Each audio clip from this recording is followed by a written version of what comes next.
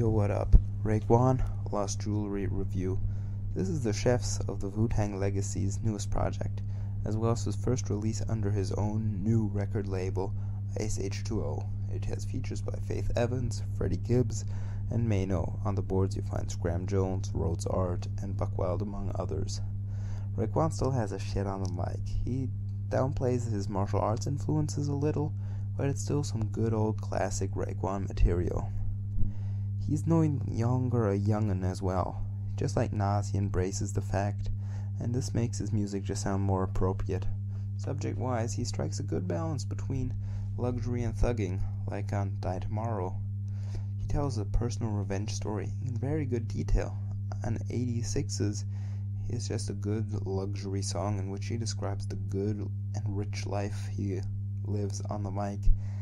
And on my last favorite, Young Boy Penalties, he describes how a young rebellious drug dealer has to learn how to follow rules, maybe it gang rules. All throughout, you hear the experience he has on the mic. The chef sticks to what he can do, and he avoids the beginner mistakes. He's been doing this for 20 years, professionally. He keeps his verses dense and his songs concise. For the most part, 2 verses and 1 not too drawn out hook. Spot on flow and rhyme scheme. I really like this dude's flow. Still do. The only 2 things I can really hold against him is that on the beat came up, it's just way too noisy, unfitting, it's bad production. And the intro by Static Selecta, that just needs lyrics. That's just screaming for lyrics.